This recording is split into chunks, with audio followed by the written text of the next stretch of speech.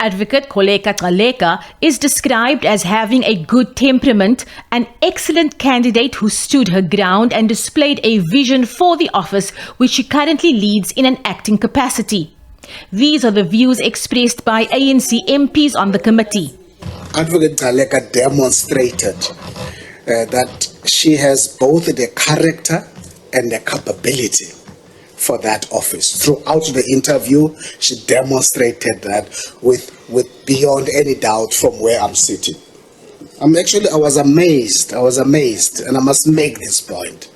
I was amazed that in 3.5 years being a deputy, about the level of readiness, that here you have a younger woman, and I even said she's the youngest. The IFP agrees with this assessment, adding its 1 vote to the ANC's 6 in the committee. Other opposition parties don't agree.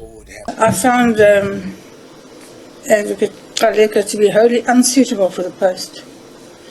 She has a burden of baggage that I don't think can be properly dealt with. She's got a cloud hanging over her head, Chair. And to give her the office of the PP with the cloud hanging over her head, it's suicidal. But also, it's something that we, all of us, have got a duty to say, not in our name, not in our country. We have a young democracy. We have a duty to protect this democracy. And a person who comes across as following where the wind goes is not suitable. So as a result, Chair, we do not support Advocate Gcaleka. Thank you. There's unfortunately a cloud and a question mark with regards to her impartiality regarding decision making, and I think that would be, to appoint her would be to the detriment of the office of the Public Protector and to our constitutional order. But the numbers are in favour of Gcaleka, whose name will now be recommended to the National Assembly and the President for appointment. Gcaleka's name has been bandied about as the front runner for the ANC. But Committee Chair Cyril Kaba defended the integrity of the process which he led.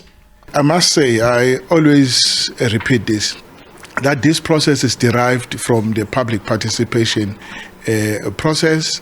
We did not come into this meeting with names. Names came through that process. The committee needs to report to the National Assembly by the 31st of August.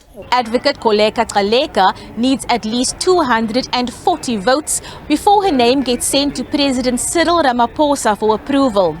The ANC has 230 MPs and the IFP has 14 MPs, which means if all goes according to plan, she will take office for a non-renewable term of 7 years.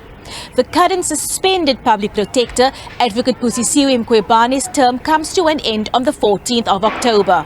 Abra Barbia, SABC News, Parliament.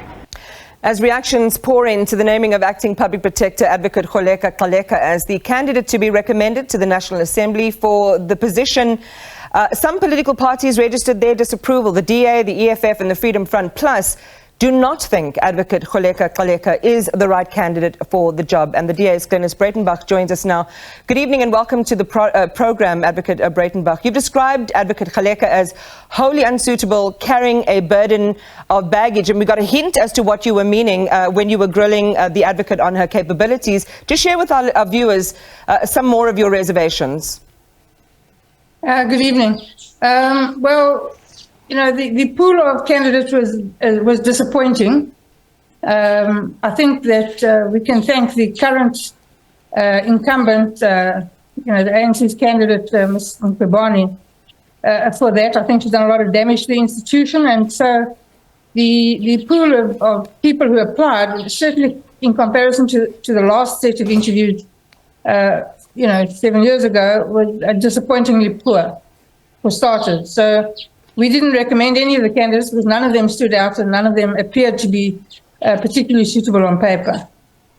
Of those that we interviewed, the 8 that we interviewed, I must say, all of them were disappointing on the law, and the view of the Democratic Alliance is that none of the candidates are suitable. and we would recommend that Parliament reopen the process and invite new applications, because none of these candidates, in our view, are suitable for such a very, very important job. Advocate Kholeka has, unfortunately got a lot of baggage. She does not come without a past, and a controversial past at that. We don't believe that she has shaken it off. We're not convinced that she was entirely honest with the panel, and we find ourselves unable to recommend her. So we don't support the recommendation.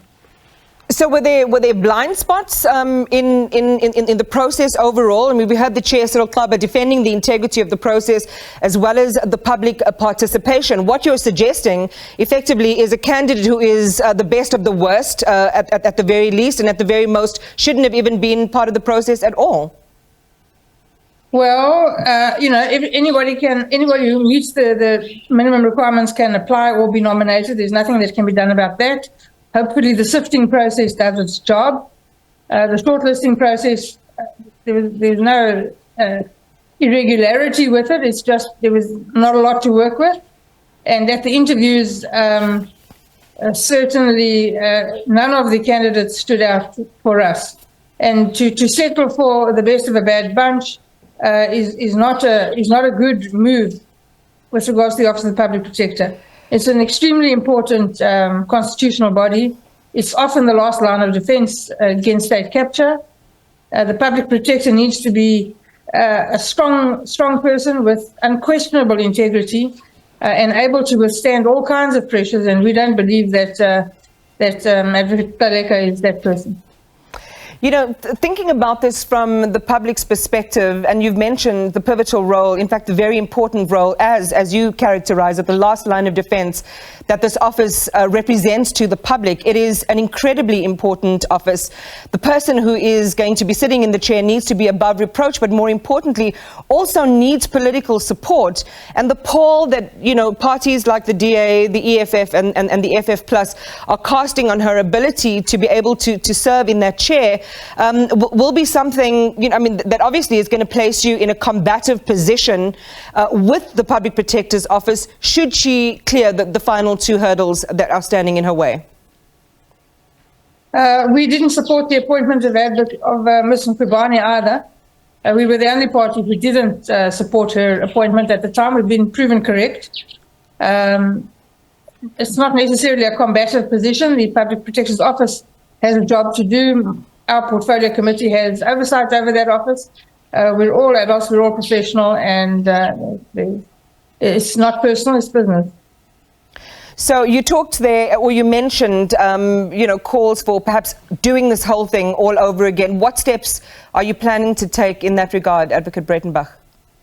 Well, we'll certainly talk against the appointment in the debate in the National Assembly, and we'll certainly vote against it as a party. And I believe there are other political parties who will vote in a similar fashion, and we'll have to see if the required threshold is met.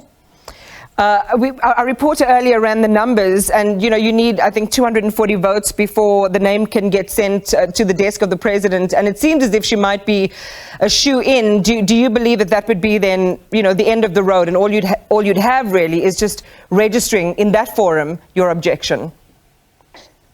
Well, at this moment, that's what we intend to do. If we need to exercise other options, we'll consider that at a later stage. A shoe-in, I wouldn't be so sure. All right. Well, time is going to tell, as with most things in South Africa. Advocate Breytenbach, thank you for your time tonight. We appreciate you speaking on behalf of the DA following that earlier announcement regarding Advocate Kholeka Gcaleka.